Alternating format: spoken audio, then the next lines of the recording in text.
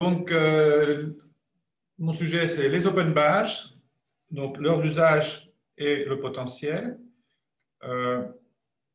Bon, je vais me présenter rapidement. Je suis donc Eric Roussel, directeur de la société Open Badge Factory, qui est une société finlandaise.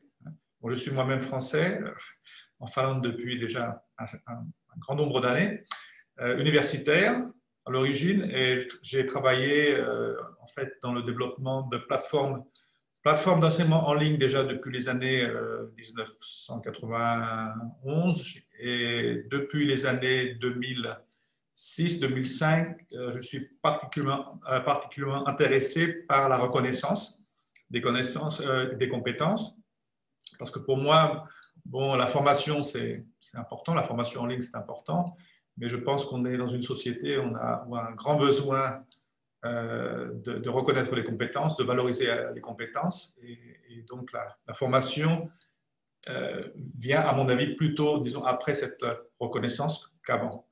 Donc, voilà mon approche. Bon, j'ai beaucoup travaillé avec les portfolios, avec les universités, mais bon, je travaille actuellement beaucoup aussi avec des entreprises et des associations. Alors, en bref, Open Badge Factory, bon, on est situé dans le nord de la Finlande. Je vous laisse regarder sur Google Maps, c'est Oulu, ça s'appelle. Oulu, on dirait en français, ou Oulu. Donc, à peu près 550 km au nord d'Helsinki, ce qui explique que c'est un peu sombre à cette heure-là. On perd déjà la luminosité. Et bon, du point de vue de notre offre en tant que prestataire, nous avons donc deux plateformes que nous avons développées. Une plateforme qui s'appelle la plateforme Open Badge Factory, qui est la plateforme qui va vous permettre de créer, d'émettre des badges. Donc, c'est la plateforme pour, disons, les créateurs de badges. Et la plateforme Open Badge Passport, qui est justement la plateforme qui sera pour vous un passeport dédié donc, pour le secteur de la construction, et qui est en fait une plateforme sociale dans laquelle les badges peuvent être utilisés comme connecteurs. Bon, je reviendrai sur la notion de connecteur, mais l'idée du passeport, c'est d'ancrer les badges dans un contexte qui va donner en fait du sens à ces badges et qui va permettre aussi à la communauté de travailler ensemble autour des badges. Voilà donc pour cette présentation, disons, générale, en bref. Ensuite, qu'est-ce qu'un open badge? Première question. Bon, d'un point de vue technique, un open badge, c'est quelque chose de tout simple. C'est une image, PNG ou SVG, dans laquelle le créateur du badge va, on dit en anglais, je vous introduis un peu au jargon, va cuire les métadonnées à l'aide desquelles il va reconnaître et valoriser des compétences, des savoir-faire, des actions, des bénéficiaires de badges. Donc, moi, en tant que créateur, et souvent, bon, on pourrait dire, celui qui crée le badge est souvent aussi émetteur, donc je vais construire un badge pour le délivrer à une personne, et dans le badge, il y aura donc les critères à partir desquels j'ai donc reconnu les compétences, les savoir-faire, les savoir-être de cette personne. Alors, du point de vue de la structure, bon, le badge, il est basé sur un standard. Je reviendrai sur le standard bientôt. Mais les éléments les plus importants dans les métadonnées sont le nom du badge. Je m'excuse pour l'anglais, mais je n'ai pas trouvé en français. Il y a le nom du badge, donc ça, c'est une image, disons, célèbre de Mozilla, qui a déjà un certain nombre d'années, 8 ou 9 ans. Et le nom du badge, la description du badge, le critère qui est le cœur du badge, c'est la page dans laquelle on va expliquer donc, comment ces savoir-faire, ces compétences ont été reconnues, quels sont les critères. Ensuite, il y a l'émetteur, le nom de l'émetteur du badge, donc la structure en général qui va donc émettre ce badge.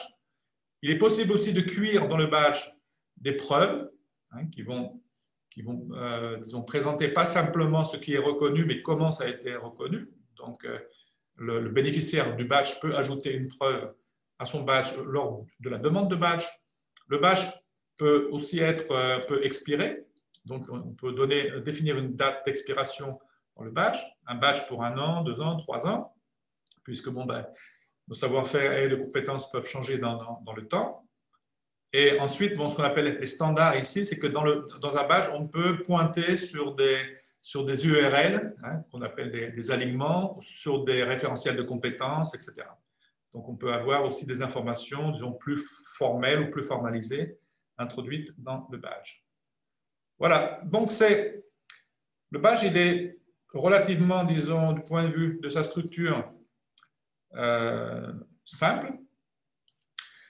Maintenant, ce qui est important, c'est pourquoi les open badges ont-ils été inventés. Bon, ils ont été inventés par la fondation Mozilla en 2011. Et ce n'est pas simplement, disons, je pourrais dire une invention, disons, technologique, mais ça part plutôt d'un besoin général de notre société, qui est un besoin de reconnaissance. Donc, une expression d'un besoin de mieux reconnaître.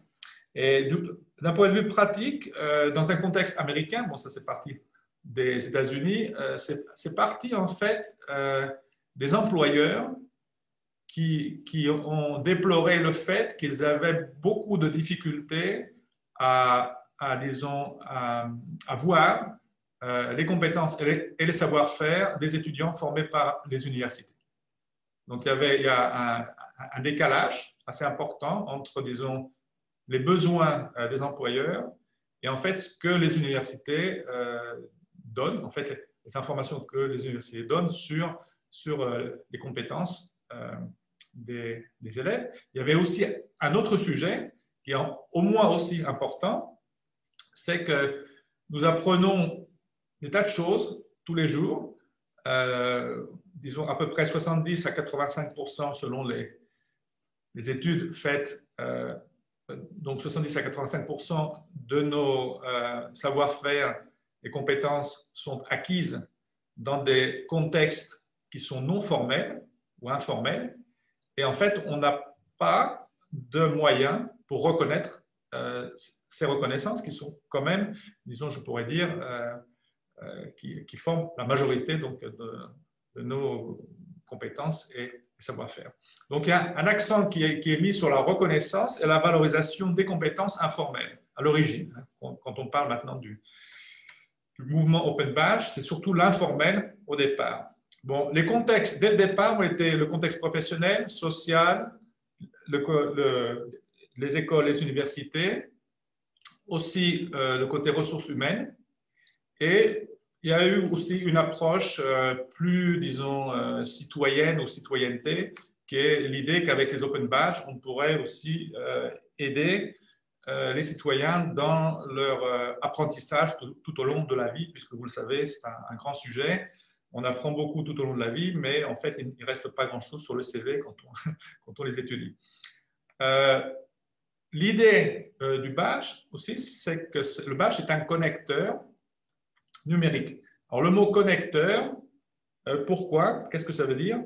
Ça veut dire que le badge, ce n'est pas simplement quelque chose qui va contenir des métadonnées, hein, qui va donc, je dirais, faire preuve d'une validation. Hein, ce n'est pas simplement le contenu d'un certificat, mais il faut bien comprendre qu'un badge, c'est une chaîne de communication entre le créateur-émetteur du badge, qui va donc délivrer le badge à un bénéficiaire.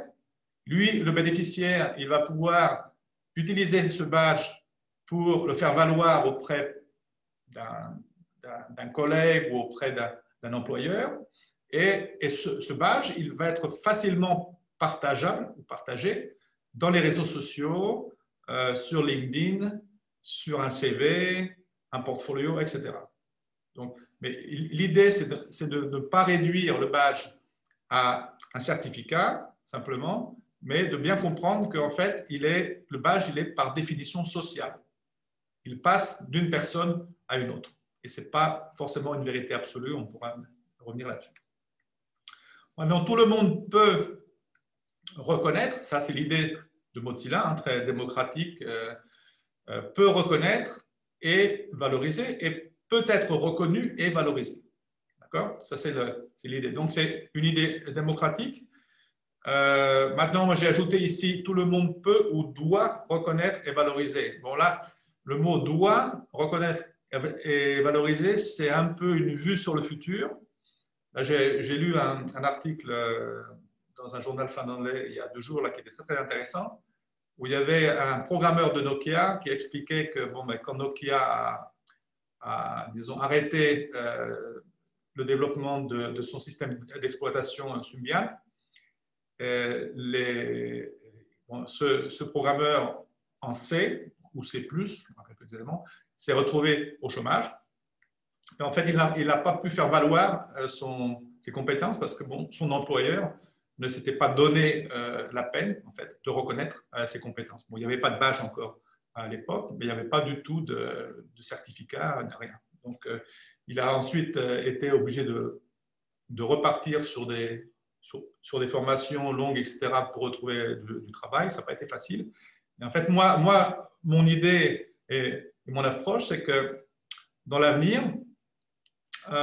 toutes les grosses structures seront obligées de reconnaître d'une certaine façon. On a déjà les universités de nos jours et les écoles reconnaissent.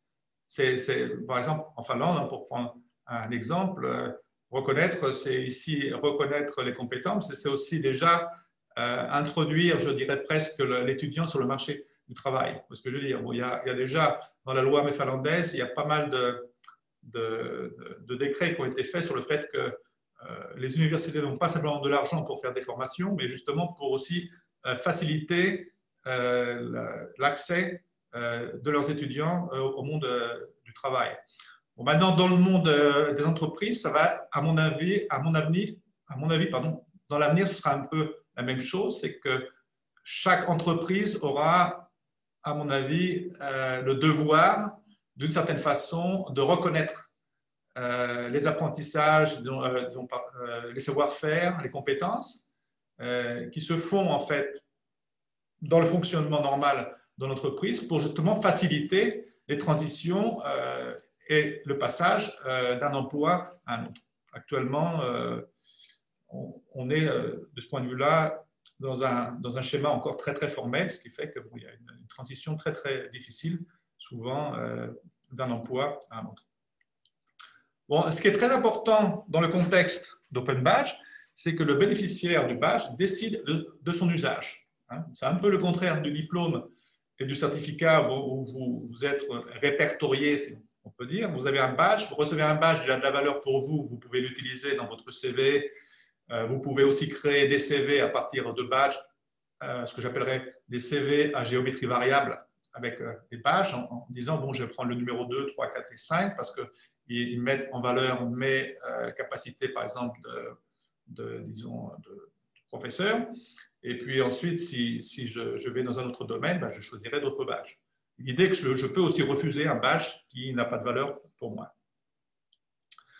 Alors maintenant, pour l'historique, donc les Open Badges ont été créés par la fondation Mozilla en 2011. Il y avait un petit côté révolutionnaire, hein, c'est le mouvement Open Badge. D'ailleurs, ça a été noté à l'époque, ça a été, disons, considéré comme une des grandes révolutions dans le domaine de l'enseignement et de la reconnaissance, justement, des compétences. Bon, ensuite, en 2017, le développement du standard, parce que c'est un standard, bon, l'idée d'un Open Badge, c'est que vous pouvez l'utiliser pas simplement dans le passeport d'Open Badge Factory, hein, mais vous pouvez l'utiliser n'importe où. Il est construit sur un standard, hein, que est le standard 2.0 actuellement, qui est, lui, géré donc, ou développé par IMS Global, qui est une structure américaine qui, en fait, répond du développement de beaucoup de standards dans le domaine de l'éducation. Je ne sais pas si vous connaissez SCORM, par exemple, LTI, Learning Tools, Interoperability, etc.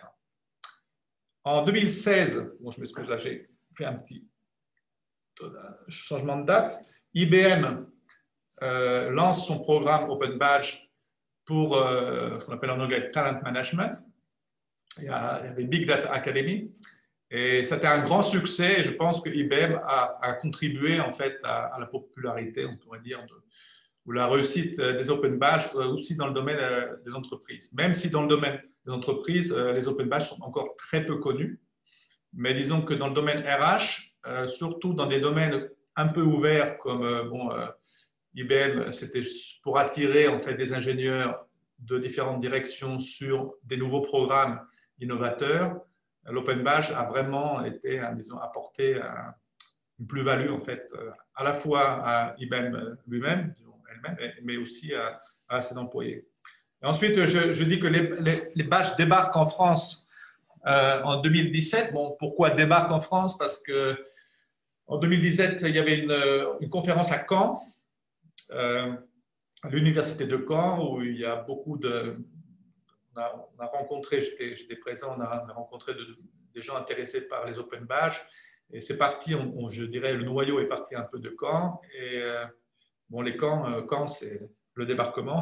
C'est pour ça que je dis que les badges ont débarqué en France. Et le premier grand projet, c'était Badgeons la Normandie. Voilà. Alors, pour la France, je reviendrai un peu sur la question. Sur la France, on a une approche en général qui est liée au territoire. Donc, on a beaucoup de Badgeons de Centre-Val de Loire, il faut le noter. Par exemple, le passeport Badgeons Centre-Val de Loire vient d'être mis sur pied. On a la région de Nouvelle-Aquitaine aussi qui a son passeport et donc il y a une idée de territoire apprenant. Il y a donc Badgeons la Normandie, il y a beaucoup en fait d'actions territoriales, de programmes territoriaux en France. Ce qui est d'une certaine façon très intéressant parce qu'on n'a pas ça aux États-Unis, en Angleterre, en Finlande, en Allemagne, en Italie, etc. Bon, on a à peu près 25 millions de badges qui ont été émis. Ce n'est pas énorme si on pense donc à l'historique, hein. Mais c'est déjà, disons, on pourrait dire qu'on est dans un écolage très très net du point de vue du concept. Bon, là, pour les gens intéressés, j'ai pris une petite copie là d'une analyse de marché. Hein. Bon, vous voyez que c'est la courbe classique. Hein. On est parti en 2010. On était là, nous, en 2012 déjà. Donc, Open Badge Factory a été lancé en 2013, en fait, déjà. Vous voyez qu'on arrivait à 2015. En haut de la courbe, c'est ce qu'on appelle un hype en anglais. Hein. Tout le monde était très, très, très intéressé, ne comprenait pas vraiment de quoi il était question, mais était très intéressé quand même. Et puis après, bon, il y a toujours la désillusion parce qu'on a un peu mal compris les choses. Et puis il y a un problème pour articuler une innovation sur un marché déjà existant qui est des résistances. Et puis après, en 2016-2017, on a eu très nettement en fait une reprise. Et je dirais que maintenant, on a un décollage très net, surtout en France. La France est maintenant très active dans le domaine des Open Badges et dans beaucoup de secteurs. Alors pourquoi l'adoption des badges par le grand public se fait-elle lentement? C'est une question qu'on me pose des fois. On dirait que bon, tout ça, ça a commencé déjà en 2011. On va arriver en 2021. Bon, c'est pas les Open Badges, ma grand-mère ne les connaît pas, d'accord. Bon, disons que à mon avis, c'est normal. Moi, j'ai commencé moi-même à travailler sur le développement des plateformes d'enseignement en ligne en 1990, hein, le siècle dernier. Et j'ai vu en fait une adoption et une croissance dans les années 2003-2004 en Finlande. Donc, ça a pris un certain temps. C'est toujours, à mon avis, sur des innovations de ce type, ça prend toujours entre 10 et 12 ans pour arriver, disons, à des masses. Bon, maintenant, il y a une question, c'est la culture de la reconnaissance qui est encore, dans beaucoup de pays, très formelle. Donc, les Open Badges sont un peu, disons, c'est un peu une sorte de petite provocation où on ne comprend pas tout de suite pourquoi le badge et on pense que c'est une compétition, mais qu'il est en compétition avec les certificats et les diplômes. Ce n'est pas le cas, mais enfin, bon, il y a toujours une résistance. Donc, l'idée qu'il y a un monopole de la reconnaissance qui est la reconnaissance par l'autorité. Hein, donc, il y a des autorités qui reconnaissent, qui valident, et puis, bon, ben, on est dans une culture qui est justement une culture assez forte encore, et il faut la changer, ça prend du temps. Bon, il y a aussi des résistances, hein. Bon, il faut le dire tout de suite, sur le marché de l'emploi. Bon, vous avez beaucoup d'entreprises sur le marché de l'emploi qui, en fait, qui ont un modèle économique qui profite du fait que les gens ont du mal à trouver des emplois. Bon, il faut le dire tout de suite, passer par eux, pour eux, bon, c'est du business. Donc, j'ai remarqué, en fait, en travaillant avec ces gens-là, que c'est plus ou moins dangereux pour eux parce qu'il y a une possibilité d'avoir des reconnaissances et des valorisations qui ne vont pas forcément être contrôlées par ce type d'entreprise. Et c'est pour ça qu'on a pas mal de difficultés en fait, à connecter les badges avec le monde justement des agences pour l'emploi, etc. Donc c'est possible, mais c'est lent, et puis il y a une certaine, disons, bureaucratie. Bon, ensuite, l'angle d'entrée, c'est comme si on rentrait dans l'atmosphère sur le marché, est encore mal défini par beaucoup d'acteurs open badge. Donc il y en a beaucoup qui essayent les open badges et qui n'ont pas vraiment réfléchi. Pourquoi utiliser les badges? Et puis il y a une approche qui est, disons, refusée, par exemple. Si on arrive dans une université avec une approche open badge trop certifiante, bon, on risque d'être en conflit avec l'administration tout de suite. Bon, il y a des certificats, les badges ne sont pas des certificats. Que sont les badges? Il y a les diplômes, etc. Donc, il faut bien pouvoir se situer. Il y a beaucoup de structures maintenant qui savent très bien le faire et qui ont mis en valeur que les badges en fait, sont complémentaires aux certificats et diplômes et ils permettent de mettre en valeur justement des soft skills, des compétences transversales, des tas de choses qui n'ont pas été jusqu'à présent valorisées ou rendues visibles et qui ont une valeur très importante pour par exemple, les étudiants ou les employés ou les enseignants. Les services et la technologie sont encore en développement, donc bon, ça prend du temps pour rendre les logiciels, les plateformes plus conviviales, pour simplifier les choses, etc. Bon, nous, on va sortir là dans quelques semaines une appli donc, qui va amener les open badges dans votre poche. Et je pense que ça, dans le domaine de la construction, ça va vraiment être quelque chose de très important et faciliter l'utilisation des badges par les jeunes et par les moins jeunes aussi. Bon, on a aussi une culture numérique qui est très hétérogène. Bon, il y a des différences selon les pays, mais enfin, bon, disons que tout le monde n'est pas vraiment axé sur le numérique, donc ça prend un certain temps. Bon, comme je disais, c'est quand même technologique, donc bon. Je me rappelle, on avait un projet intéressant avec des Espagnols. Je me rappelle quand même avoir délivré un badge à Mercedes. Elle avait 92 ans. Et elle était toute fière de son badge parce qu'elle avait réussi à utiliser Facebook avec ses petits-enfants. Donc, vous voyez, bon, c'était très, très intéressant de voir que peut-être que les open badges aident aussi à justement créer cette culture numérique. Et puis, bon, je crois que la grande question que Sandrine, justement, a levée en parlant du badge, du passeport dédié, c'est qu'actuellement, on a pas mal de badges qu'on appellerait en anglais des badges flyers, donc des badges qui sont envoyés un peu dans tous les sens. J'appellerais un peu des badges feux d'artifice, des badges un peu éphémères. Et bon, les émetteurs sont en général très contents parce qu'ils ont créé un badge qui a de la valeur, de la qualité pour eux, mais ils n'ont pas vraiment réfléchi au contexte. Et des badges sans un contexte et sans justement un passeport, disons un espace dans lequel les badges vont avoir un sens, il risque d'être très, très éphémère. Je pense que c'est un problème actuellement. Bon, maintenant, pour revenir, pas seulement sur les problèmes, c'est quand même, les open badges, c'est quand même très positif. Et comme je disais, on est en plein décollage. La question, peut-être intéressante, mais pour vous, c'est qui utilise donc les open badges actuellement. Alors là, vous voyez, à partir de ces images, on a des open badges dans le domaine de l'éducation, bien sûr. Des open badges aussi dans le domaine des entreprises, RH, etc. On a des open badges aussi pour les associations et les ONG. Et bon, maintenant, je vous propose d'avoir une vue d'ensemble un peu de ce qui se fait dans ces domaines. Bon, ça, c'est très, très général. Je ne rentre pas dans les détails, sinon on aurait besoin de 3-4 heures pour revoir tous les types de badges qui ont été créés. Enfin, disons que les usages, si on commence par les associations et les ONG, pourquoi les associations et les ONG? Parce que bon, ce sont peut-être les premières structures qui ont été intéressées par les Open Badges. Pourquoi? Parce que ce sont des organisations qui n'ont pas accès à la reconnaissance formelle.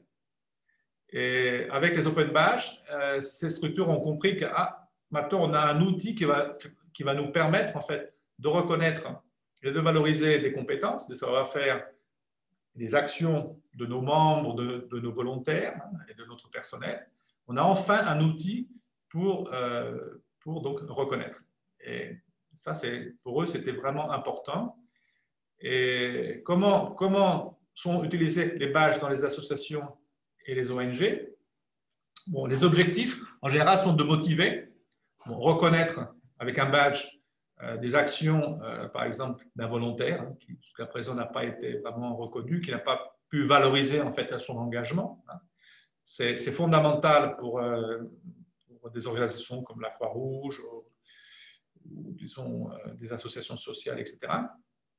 Rendre le fonctionnement de la structure visible et compréhensible aussi pour ses membres et même pour le personnel, c'est très très important, parce que bon, avec de grosses ONG, ce n'est pas forcément évident de comprendre comment les gens fonctionnent. Et puis surtout, ça c'est très intéressant, mais c'est très visible dans les grands réseaux humanitaires. On travaille avec Humanitarian Leadership Academy à Londres. Ils ont un passeport dédié aussi. Et l'idée pour eux, ce n'est pas simplement une approche, disons, à cœur ouvert, une approche, par exemple, je dirais, généreuse, et avoir des badges motivants et de reconnaissance. Mais pour eux, les badges, c'est une façon d'engager en fait leurs membres, leur personnel sur des parcours de développement qui sont très bien définis en fonction des objectifs de l'organisation. Et il y a aussi une façon de contrôler la qualité aussi des actions sur le terrain. Donc, vous pouvez avoir un badge, par exemple, formateur Ebola, qui sera, disons, qui sera émis après une formation à Londres, par exemple, au cours d'une semaine de formation. Et cette personne-là aura la possibilité ensuite d'utiliser, à partir de ce badge, de devenir un formateur, par exemple, sur le terrain. Donc, le badge, ce n'est pas simplement un outil pour reconnaître quelque chose, mais ça peut être aussi un outil pour donner l'autorisation à faire quelque chose. Donc, il faut le comprendre dans les deux sens. Pas simplement recevoir quelque chose, mais devenir aussi actif et être validé, être reconnu et certifié. Ensuite, vous avez le contexte que j'appellerais ressources humaines. Donc, attendez, est-ce que j'ai... oui, l'éducation. Ne pas oublier l'éducation, je m'excuse. Alors, dans le secteur de l'éducation, qui est le secteur numéro 2, qui est venu tout de suite, disons, les premières associations sont arrivées en 2014, 2015 à peu près. Les premières universités sont arrivées en 2015. Les écoles aussi, écoles professionnelles. Là, bon, il y a aussi la même approche, bien sûr. Mais là, on a une approche de valorisation des compétences des étudiants et des enseignants. Alors maintenant, en France, c'est surtout une approche, les open badges sont surtout pour les étudiants, parce que bon, il y a aussi comment pour dire, des choses à régler du côté syndicat, etc. Ce n'est pas évident d'introduire des open badges dans un système qui a des règles assez précises sur les reconnaissances des postes et puis des fonctions, etc. En Finlande, c'est le contraire. En Finlande, c'est le contraire, c'est qu'on utilise beaucoup plus les badges pour reconnaître les compétences des enseignants. C'est un grand succès. Il y a des milliers d'enseignants finlandais qui en fait ont des badges à partir desquels ou avec lesquels ont été reconnues leurs compétences pédagogiques et leurs compétences TIC, donc les compétences informatiques et communication. Et maintenant, en Finlande, on va plus vers les étudiants. Par contre, en France, dans beaucoup d'universités, c'est surtout les badges sont surtout pour les étudiants. Donc, pour motiver et guider. Donc, il y a l'idée des parcours aussi. Éviter les décrochages, c'était un objectif de l'université de Caen dès le départ, mais on retrouve ça aussi dans beaucoup d'autres écoles et universités. Reconnaître des acquis. Ça, c'est important aussi parce que quand on reconnaît des acquis, on peut avoir des formations plus intelligentes. Au lieu de former tout le monde à 100% par principe, on peut reconnaître que ces personnes-là ont déjà ces acquis-là et donc n'ont pas besoin d'une formation. C'est aussi une façon de motiver. Faciliter le passage sur le marché du travail, c'est aussi quelque chose d'important dans beaucoup d'enseignements, de structures scolaires. De l'éducation nationale, c'est reconnaître aussi les soft skills qui sont quand même importants pour les employeurs, les compétences transversales. On parle beaucoup de compétences transversales. Et valider des formations, bon là c'est vraiment évident. Vous avez un cours sur Moodle ou sur une autre plateforme. À la fin du cours, bon, si c'est une acceptation, le badge sera envoyé automatiquement à l'étudiant, et puis surtout soutenir aussi le développement pédagogique. Ce n'est pas surtout, mais parfois, ça devrait être plus souvent. Le badge est un outil de développement aussi pour les formations. Donc, pensez le badge d'abord, pensez aux compétences qui vont être reconnues et validées par le badge, et construire ensuite la formation en fonction du badge. Dans beaucoup de cas, ça remet pas mal de choses en question. Et ça met en fait les compétences au centre de la formation et non pas simplement la performance scolaire. On a des cours où les gens, disons, passent un examen et en fait, malheureusement, il y a une grande différence au niveau des compétences. Donc, avoir passé à l'examen, ce n'est pas forcément une preuve qu'on est compétent. Mais si la formation est construite à partir justement des compétences, des critères de reconnaissance des compétences, ensuite on peut avoir en fait un certificat ou un badge qui vraiment va permettre de reconnaître une compétence et pas simplement le fait qu'on a 3 unités de valeur sur un cursus scolaire. Ensuite, on a le contexte des ressources humaines. Alors ça, c'est plus récent, mais bon, c'est parti à partir d'IBM. IBM a beaucoup travaillé là-dessus. Bon, l'idée, c'est d'une optique de développement, c'est de mesurer en fait les compétences, de les rendre visibles, de les gérer, compétences et performances. Competence management in English. Bon, les objectifs, rendre visible, valoriser, gérer les compétences importantes pour l'entreprise. Donc, il y a quand même l'idée que, d'accord, le badge, il est bien parce qu'avec les badges, on va pouvoir voir est-ce qu'il y a des décalages. Donc, si on a si on a 200 employés et que l'objectif, c'est d'avoir au moins 50 employés qui ont un niveau B2 en anglais, bon, si le badge B2, il n'y en a que 10, bon, il y a un problème quelque part. Donc, les badges qui sont très modulaires et qui peuvent être adaptés justement à des micro-compétences, etc., avec eux, on va avoir la possibilité de voir ce qui se passe, le paysage des compétences en fait dans l'entreprise et de pouvoir avoir des actions de développement. Bon, ensuite, on a motivé et guidé les employés. Bon, c'est très important. Les Anglais parlent toujours de staff engagement. Pour eux, c'est très important. Mais aussi les motiver pour devenir proactifs sur des parcours de développement. Donc, pas former les gens par obligation, mais aussi leur donner envie de s'engager sur des parcours. Et le badge, il est d'une certaine façon une sorte de phare qui permet donc d'avancer. Reconnaître les acquis.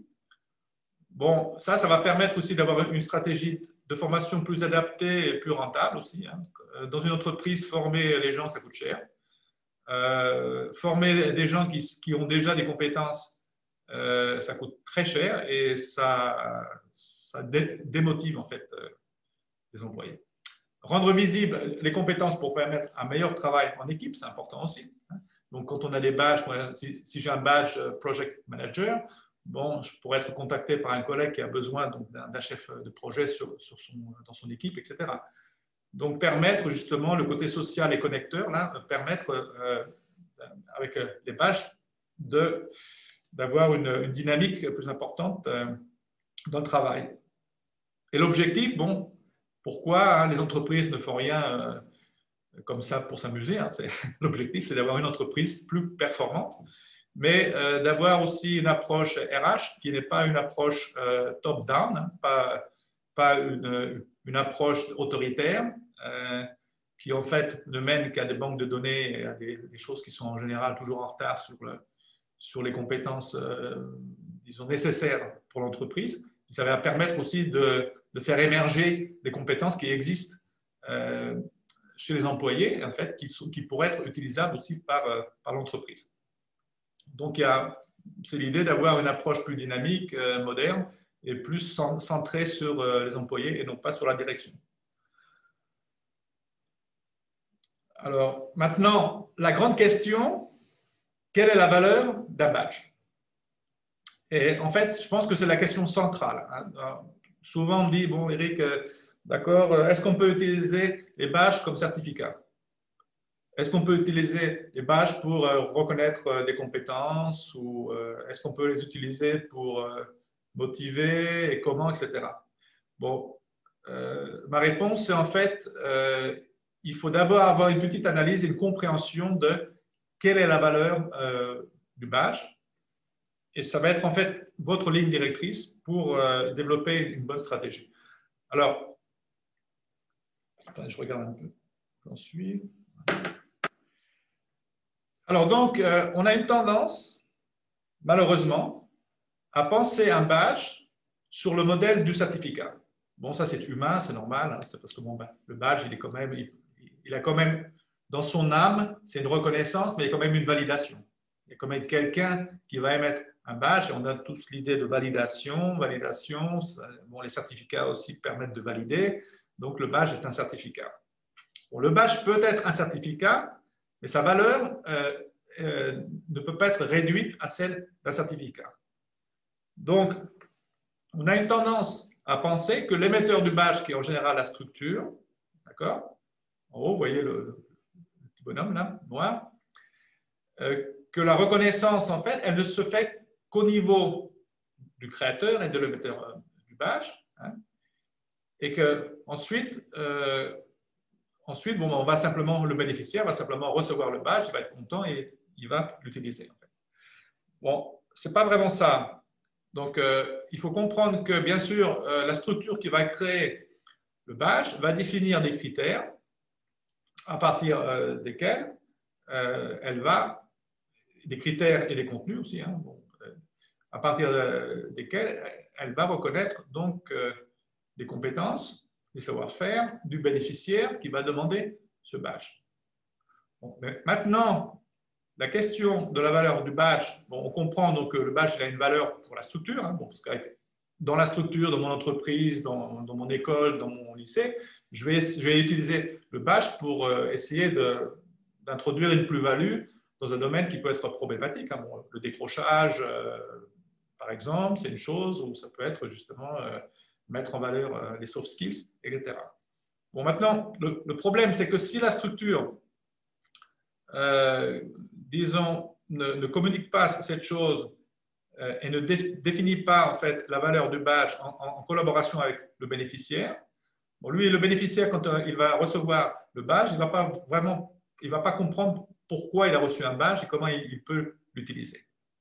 Donc, ce qui est important pour vous, quand vous allez créer un badge, ce n'est pas simplement de penser, bon, pourquoi on va créer ce badge dans notre structure, mais c'est de quelle façon, quelle est la plus-value que nous allons apporter au bénéficiaire. Qu'est-ce qu'il va pouvoir faire avec ce badge?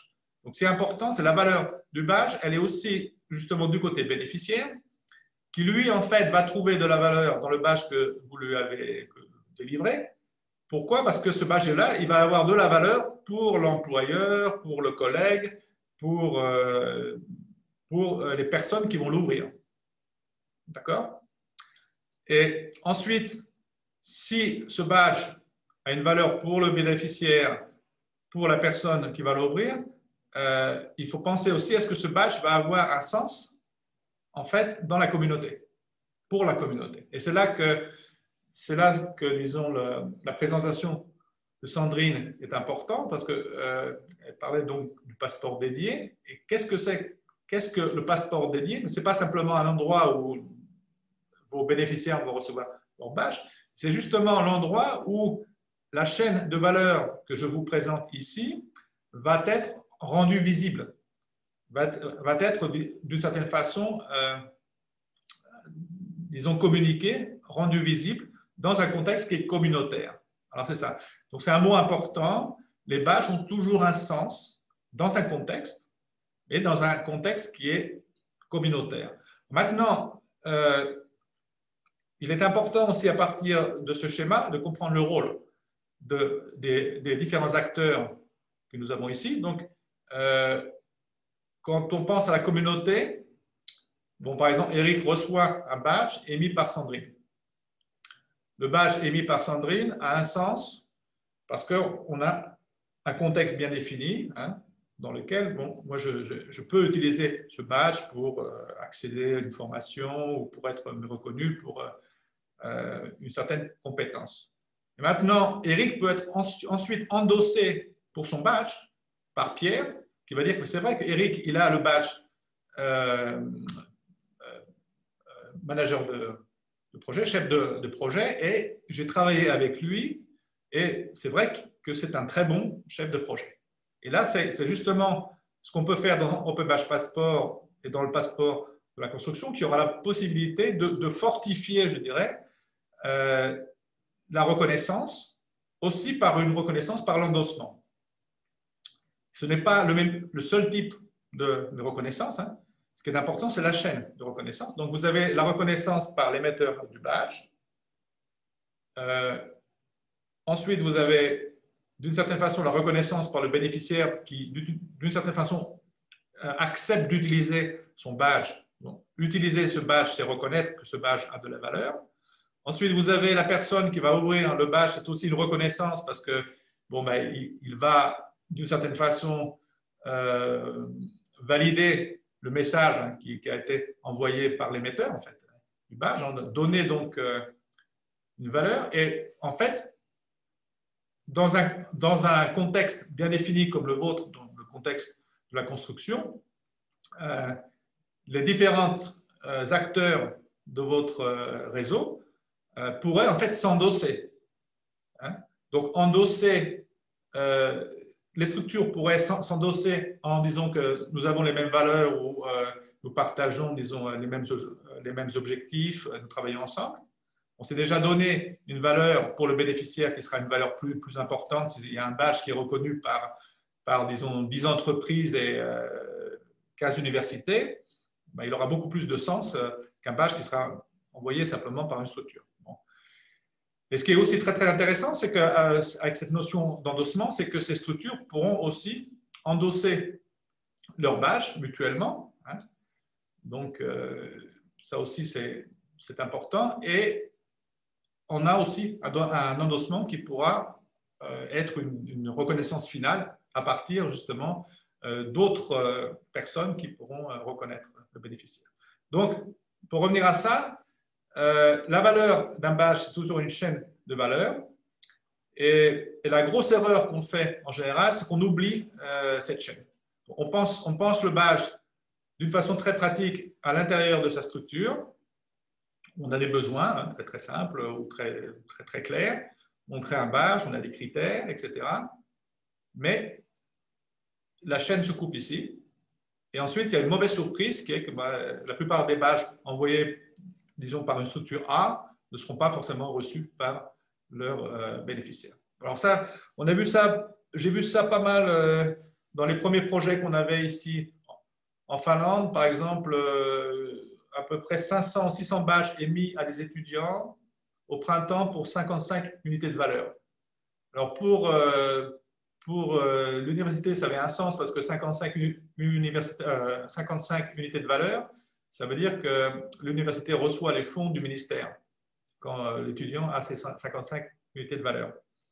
Mais pour eux, pour les étudiants, recevoir une semaine avant de partir en vacances un mail en leur disant que vous avez reçu un badge, ça ne les intéresse pas. Ils préféraient avoir une pizza ou autre chose. Donc, c'est un exemple justement d'un badge qui a de la valeur pour la structure, mais qui n'a aucune valeur pour les bénéficiaires. Réception du badge, 8%. D'accord ? Bon, ensuite, on a des badges, mais je reviendrai là-dessus sur la stratégie, qui sont demandés par les bénéficiaires. Hein, et là, les bénéficiaires auront besoin de donner une preuve, qui sont ensuite, disons, évalués, examinés, et ensuite il y a une acceptation ou un refus. Hein, et ces badges-là sont acceptés par les bénéficiaires entre 80 et 95%. Donc il y a aussi deux choses importantes. Dans le développement du badge, il faut penser à un développement en collaboration avec les autres. On ne peut pas faire ça tout seul dans son coin. Et autre chose, pensez aussi à la valeur, disons, du badge dans l'écosystème. En fait. Et le mot important ici, c'est contexte. Parce que quand on revient sur le mot contexte, si on me demande dans une université, Eric, est-ce qu'on peut faire ce type de badge, des badges certificats ou des badges motivants ou des badges anti-décrochage ou des badges soft skills, etc. Moi, je ne peux pas répondre. Je réponds en général, réfléchissez à votre contexte. Quels sont les premiers badges qui vont marcher? Quels sont vos besoins? Quelle est votre culture?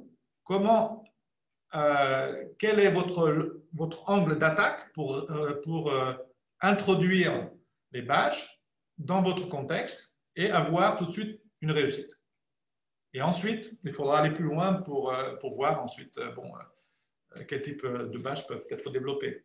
Mais en général, on a des différents types de badges. Dans une structure, on n'a pas un type de badge. On peut avoir des badges certifiants, on peut avoir des badges motivants, on peut avoir des badges participation. C'est très rare d'avoir des structures dans lesquelles on a simplement un type de badge. Alors, pour revenir sur le mécanisme et sur, disons, je dirais, l'anatomie en fait du badge, on a vu ce que le badge contenait. Mais en fait, je dirais, mon expérience, à partir de mon expérience, je dirais qu'on voit deux types de badges. Alors, le premier type de badge, c'est ce que j'appelle un badge de conformité, et c'est à 99%. Alors, d'ailleurs, c'est très intéressant parce qu'à l'origine, Mozilla, comme je dis, Mozilla était intéressé surtout par la reconnaissance des compétences des acquis dans un cadre informel ou non formel. En fait, actuellement, de nos jours, je dirais qu'on utilise beaucoup les badges dans des contextes formels, dans des contextes de reconnaissance formelle, donc certificat numérique. Et qu'est-ce que j'appelle un badge de conformité?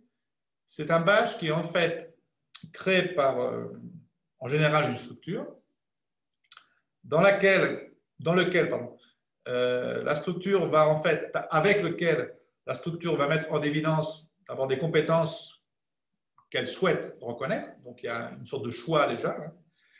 Et il y a les critères aussi qui sont ensuite définis dans ce badge, des pointeurs sur des référentiels de compétences, etc. Bon, en général, c'est un travail de qualité. Et ensuite, le badge est délivré si le bénéficiaire peut, disons, montrer une conformité au badge. Donc, ce sont des badges un peu préfabriqués. Et à partir de ce badge-là, on a du matching, on dirait en anglais. Si je réponds aux critères, si je suis conforme, je vais recevoir ce badge. Bon. Aucun problème avec ce type de badge. Bon, c'est comme ça, c'est la réalité. Maintenant, il y a deux types d'approches avec ce type de badge. Il y a le badge qui est émis sans demande de badge. Donc, c'est des badges qui sont émis automatiquement après un cours sur une plateforme d'enseignement ou après une formation, même, disons, présentielle, etc. En général, le pourcentage de réception est relativement faible quand on envoie un badge comme ça. Bon, sauf s'il est très certifiant, dans ces cas-là, je prends mon certificat parce qu'il vaut mieux l'avoir. Bon, maintenant, je vous conseille, moi, à partir de mon expérience, de partir avec Open Badge Factory. Vous pouvez le faire très facilement. Vous pouvez créer ce qu'on appelle des demandes de badge. Donc, lier un formulaire au badge et partir d'une autre approche qui va permettre en fait de délivrer un badge sur demande. Donc, Eric demande un badge en apportant la preuve qu'il est chef de projet et qu'il a une expérience donc, dans ce domaine-là. Ensuite, il y aura une évaluation du badge par les experts, hein, et qui vont dire, d'accord, bon, Eric, à partir des preuves qu'il a fournies, il va recevoir ce badge parce qu'il est conforme donc, à nos standards, à nos critères. D'accord. Donc, voilà, je pense que c'est important de dire. Bon, maintenant, il y a ce que j'appelle le selfie badge, ou le badge selfie, qui en général provoque des grincements de dents quand j'en parle. Hein. On peut l'appeler aussi badge portfolio si ça passe mieux. Et ça, c'est un badge qu'on peut créer, qu'un individu peut lui-même créer dans Open Badge Passport. Hein. Et pourquoi cette possibilité? C'est parce que les badges de conformité ne peuvent pas en fait reconnaître des expériences personnelles qui sont quand même, qui peuvent être riches et importantes. Hein. Et donc, on a besoin, pour compléter la panoplie, de ce type de badge. Bon, là, la reconnaissance n'est pas une reconnaissance qui est, disons, le monopole du créateur du badge, mais c'est une reconnaissance qui se fait par endossement et qui se fait donc par une reconnaissance par les autres. Voilà. On peut avoir aussi un badge de conformité hein, qui est reconnu mais par les autres. Mais là, le badge selfie ou le badge de portfolio, je mets en évidence, je présente mes compétences, mes savoir-faire, et je demande à quelqu'un de bien vouloir me reconnaître et disons, et donner donc son endossement. Alors, exemple, si je prétends être, par exemple, expert dans le domaine des open badges, bon, je ne vais pas trouver sur le marché un badge tout prêt, préfabriqué, hein, auquel je serais conforme. Ça n'a aucun sens. Parce que bon, c'est quand même, les open badges, c'est quand même un domaine assez innovant, donc on ne va pas trouver ça. Donc, qu'est-ce que je vais faire? Je vais créer mon propre badge portfolio. Je vais expliquer, bon, je suis expert open badge, pourquoi? Bon, parce que je développe des plateformes open badge depuis 2013. Bon, j'ai développé Open Badge Factory, Open Badge Passport. Je suis, disons, formateur, consultant. Qu'est-ce que je dirais encore? J'ai développé des contenus, j'apporte assistance à mes clients, etc. Voilà. Donc, je présente donc mes preuves dans le badge. Et ensuite, ce badge, dans Open Badge Passport, ou même à l'extérieur d'Open Badge Passport, je peux envoyer une demande externe d'endossement et être endossé bon, par les gens qui travaillent dans le domaine des Open Badges. Voilà. Alors, ce n'est pas un badge provocateur. Bon, il peut être compris comme un badge de provocation parce qu'on va dire, bon, ça ne va plus. Hein, si tout le monde peut disons, reconnaître lui-même, ça va mener à quoi? Ce n'est pas la question. Créer son badge, ce n'est pas se reconnaître. À mon avis, la reconnaissance, ça passe toujours par les autres. Créer un badge, c'est le même exercice que vous avez dans un CV ou dans un portfolio. C'est du reflexive learning, hein, c'est une approche réflexive qui est d'ailleurs très difficile parce que vous allez réfléchir, qu'est-ce qu'un expert sur les badges? Qu'est-ce que ça veut dire? Et là, vous allez être obligé de vous questionner, de réfléchir sur vos compétences et d'essayer de formuler tout ça. Et en fait, c'est un très bon moyen d'apprendre.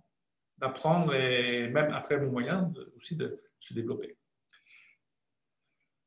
Alors, pour finir, et je m'excuse de cette longue présentation, mais pour finir, disons, la ligne directrice pour construire un écosystème de badge, bon, à mon avis, vous, dans votre contexte, qui est le contexte des métiers de la construction, avec une approche qui est déjà, à mon avis, très riche, puisqu'elle est communautaire, puisqu'elle est déjà pensée au niveau d'un réseau qui va, à mon avis, vous permettre de réussir et non pas d'émettre des badges des badges éphémères dans tous les sens, vous voyez.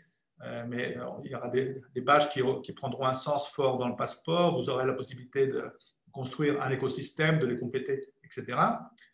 Je pense que l'idée de l'écosystème, c'est très, très important. Donc, la ligne directrice pour construire un écosystème de badges, c'est pour reprendre Socrate. Bon, Socrate lui disait connais-toi toi-même. Bon, là, c'est un contexte individuel. Mais pour vous, ce serait plutôt connaissez-vous vous-même. Bon, c'est pas très joli en français, mais ça veut dire que les open badges, c'est un outil de développement, c'est un outil d'interrogation. En fait, pour vous, la première chose, ça va être de comprendre comment vous travaillez d'une façon pratique ensemble, hein, comment vous vous complétez, quelles sont vos expertises et comment vous allez pouvoir collaborer ensemble. Ça, c'est le travail, c'est le travail le plus important.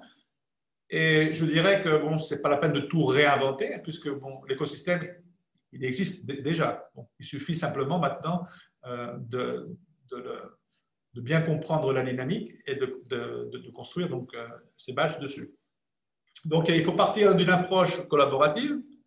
Bon, maintenant, il faut partir, bon, je dirais plus tard, peut-être bon, du projet bien défini, de ne pas essayer de tout faire, mais approche mais collaborative, mais bien comprendre justement les rôles des partenaires. Alors là c'est une erreur qu'on fait très souvent, c'est qu'on pense que d'accord, on a un réseau, disons 50 structures, et tout le monde va être créateur et metteur de badges. Non, pas forcément.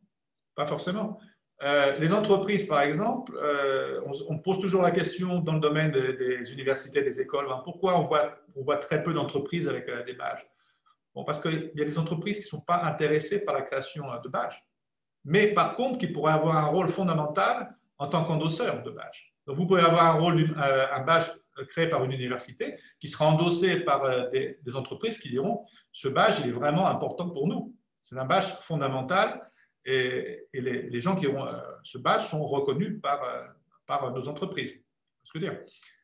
Et donc il faut voir que donc, on peut avoir des rôles différents dans l'écosystème. Il y aura des créateurs, il y aura des organisations qui vont plutôt émettre des badges qui seront créés par d'autres, mais partagés avec eux, et il y aura aussi des endosseurs. Et une organisation pourra avoir aussi les trois rôles. Il est possible qu'une université puisse être créateur de badges, émetteur et aussi endosseur externe.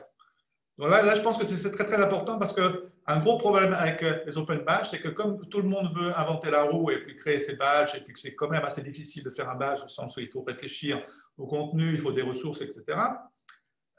Au bout d'un moment, bon, après, il n'y a plus personne parce qu'on n'a pas soi-disant des ressources. En fait, on pourrait se partager la tâche et dire que bon, moi, je fais les badges sur le domaine, disons, gestion de projet, et toi, tu fais les badges sur la programmation, vous faites les badges sur la construction béton, vous faites les badges sur, disons, des compétences transversales, et on peut les faire ensemble. Et Open Badge Factory, c'est un outil qui a été vraiment développé pour justement la collaboration. C'est un outil où vous pouvez facilement partager des badges, c'est un outil où vous pouvez endosser, c'est un outil vraiment collaboratif pour justement créer des écosystèmes. Alors, il faut penser donc complémentarité. Complémentarité, ça veut dire que justement comprendre comment on va compléter ce que les autres sont en train de faire. Transversalité, c'est un mot assez bizarre, enfin. Transversalité, c'est-à-dire que pas faire des badges qui sont simplement pour moi à l'intérieur de mon bac à sable, mais penser que ce badge-là, il pourrait être, disons, compris.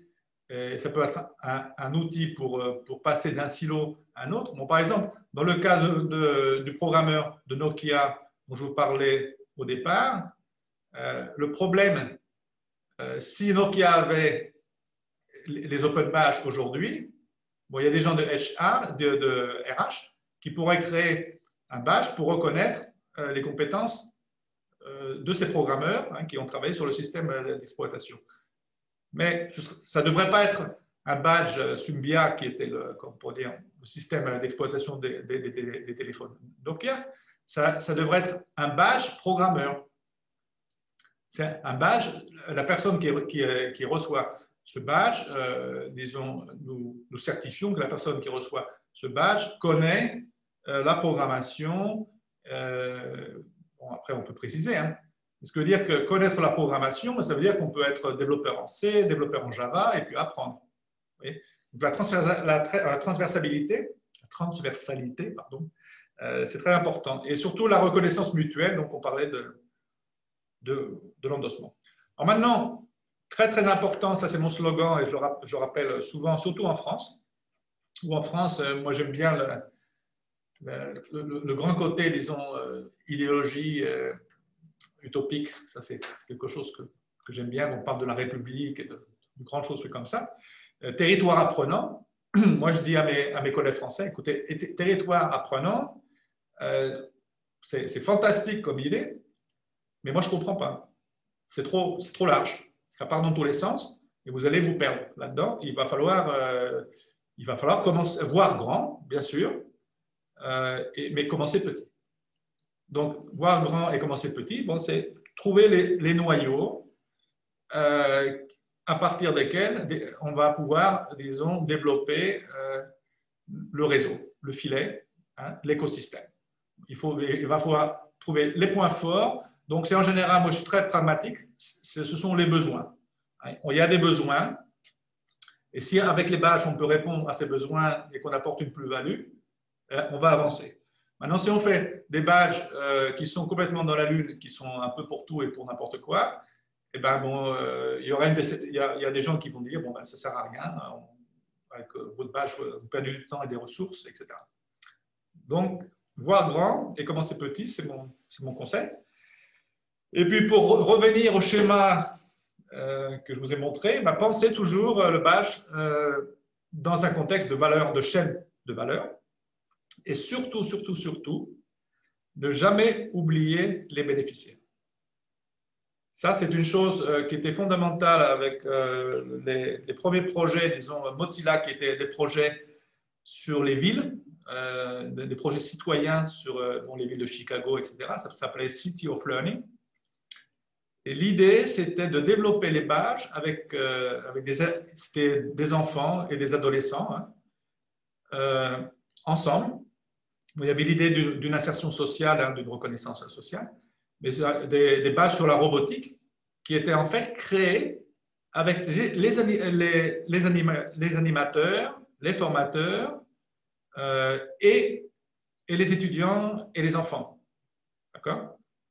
Et c'est aussi intéressant dans un contexte, bon, là on parle peut-être d'un contexte éducatif et de l'éducation nationale, etc., mais utiliser le badge comme un outil de réflexion, comme un outil de développement, pas simplement comme un certificat froid délivré plus ou moins par accident.